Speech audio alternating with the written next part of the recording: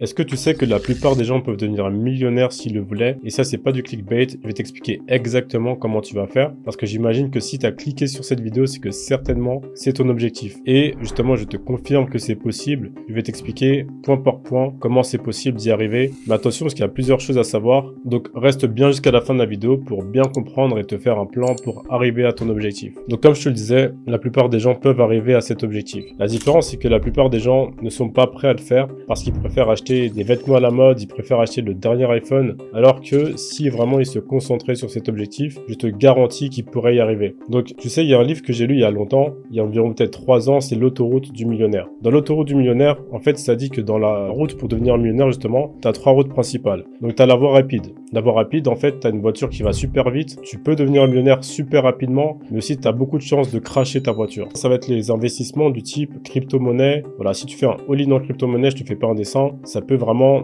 être mauvais pour toi. Donc un all-in, c'est simplement quand tu mets, voilà, par exemple, tu as 10 000 euros en compte en banque et tu mets 10 000 euros en crypto. Ok, ça c'est un all-in en crypto. C'est pas ce que je te recommande. Ensuite, tu as la voie qui se situe entre la voie rapide et la voie lente. Et donc cette voie-là, en fait, ça va être plutôt l'entrepreneuriat sur un horizon de quelques années. Là, tu as beaucoup plus de chances qu'avant, mais bon, c'est pas assuré. Tu peux y arriver comme tu peux ne pas y arriver. En tout cas, tu as beaucoup plus de chances d'y arriver que sur la voie rapide. Après, tu as la voie lente. Là, tu avances comme une tortue, tu as une vieille voiture toute pourrie, mais au moins tu arrives à la ligne d'arrivée, au bout de 30 ans, tu es arrivé à ton objectif de devenir un millionnaire. Et c'est exactement ça que je vais te partager, c'est la puissance des intérêts composés. Toi, on va dire que là, tu as une boule de neige. Tu as une boule de neige qui descend la montagne et qui accumule de la neige, en fait, au fur et à mesure que la boule de neige elle descend la montagne. Et la boule de neige, c'est ton argent. Et plus la boule de neige descend la montagne, et plus forcément ton argent grossit au fil du temps. En fait, c'est une boule de neige qui compose avec le temps, qui devient de plus en plus grosse. Mais surtout, ce qu'il faut bien que tu comprennes, ce qui est le plus important avec ça, c'est que plus tu avances dans le temps, et plus ça devient exponentiel. Ok? Donc c'est-à-dire qu'en fait, au début, ta courbe elle va faire ça, et au bout d'un moment, ta courbe elle va commencer à devenir comme ça. Et c'est là en fait la puissance des intérêts composés. Maintenant, c'est bien beau ce que je suis en train de raconter, mais maintenant la question c'est comment est-ce que tu vas réussir à faire ça? Tout simplement en investissant 500 euros par mois. Et là, tu vas me dire, mais qu'est-ce qu'il me raconte? Il est taré celui-là, 500 euros par mois, et je vais devenir millionnaire. T'inquiète pas, je vais tout expliquer. En fait, déjà, premièrement, pour que tu comprennes, les marchés financiers sont prêts à te rémunérer en moyenne, historiquement, 9% par an. Et c'est ça qui est intéressant parce que si tu fais 500 euros par mois avec 9% par an, sur un horizon de 33 ans, tu vas avoir en fait en compte en banque 1 million d'euros. Et la beauté du truc, c'est que plus tu vas mettre par mois et forcément, moins de temps il va te falloir pour arriver à cet objectif de 1 million. Si par exemple, au lieu de mettre 500 euros, tu mets 1500 euros ou 1000 euros par mois, bah là, c'est pas en 33 ans que tu vas arriver à ton objectif, c'est plutôt aux alentours des 27 ans et ainsi de suite. Le plus intéressant dans tout ça, c'est que si tu arrives à mixer un investissement constant mensuel avec l'augmentation de ton revenu, bah là forcément tu vas arriver à ton objectif beaucoup plus rapidement. À la fin de la vidéo, moi je vais t'expliquer comment j'ai réussi à atteindre cet objectif, non pas en 33 ans,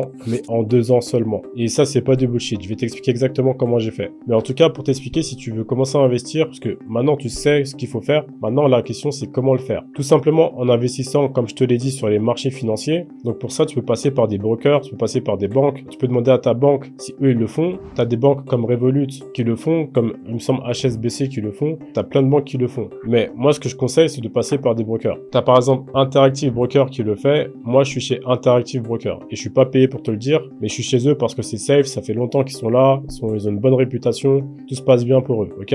J'investis tous les mois en ETF, parce que tu as plusieurs stratégies d'investissement. En général ça va dépendre de ton profil et de ton âge. En général un mec qui a 70 ans, il va plutôt avoir un profil de risque assez safe, il va pas vouloir risquer tout son capital, c'est normal. Ce qu'on va lui conseiller, c'est simplement d'investir plutôt en fait en obligations, grosse partie obligations. Donc les obligations, c'est simplement emprunter de l'argent à l'État et l'État a le devoir de te rembourser. Donc les seuls moments où ils vont pas te rembourser, c'est s'ils sont en guerre ou ce genre de choses, ce qui est plutôt rare. Mais moi, ce que je vais faire, j'ai 30 ans, j'estime que je peux prendre des risques. Et encore, c'est pas vraiment des risques parce que ce sont des ETF. Donc moi, je vais investir dans des ETF. Donc les ETF, ce sont des ensembles d'actions. Quand tu investis sur une ou deux actions, là, effectivement, tu as beaucoup plus de risques que si tu investis dans un groupe d'actions. Donc moi, ce que j'aime faire, c'est investir dans des ETF qui suivent par exemple les indices boursiers du S&P 500. Le S&P 500 sont les 500 meilleures entreprises américaines. Après, tu as plusieurs indices boursiers, tu as aussi le Nasdaq, tu as aussi le CAC 40, tu as plein de trucs. Donc ça, c'est à toi de voir par rapport à ton profil, ce que tu préfères. mais moi j'investis sur le S&P 500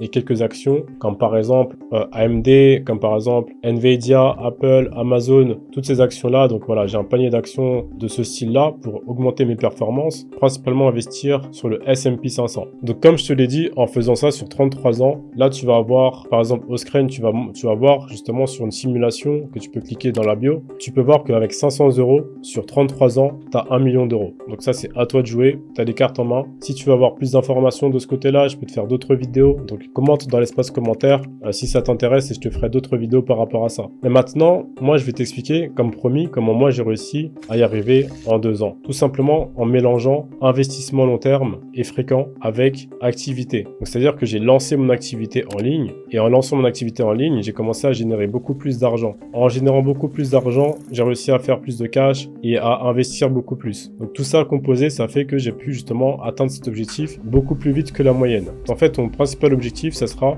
d'augmenter ton revenu. En augmentant ton revenu, tu vas pouvoir injecter beaucoup plus sur les marchés financiers. Donc c'est aussi simple que ça. Donc tu as plusieurs business, ok.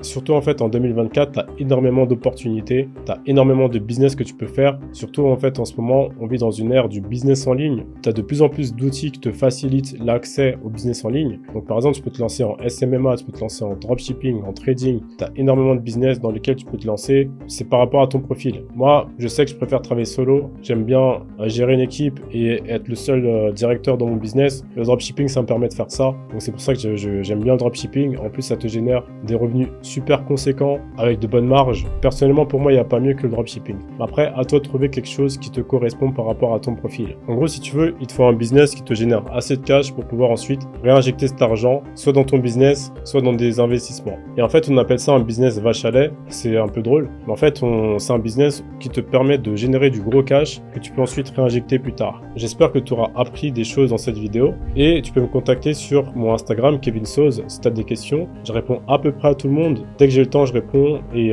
comme ça, voilà, je pourrai répondre à tes questions sans aucun problème. C'est tout pour moi et puis on se retrouve à la prochaine vidéo.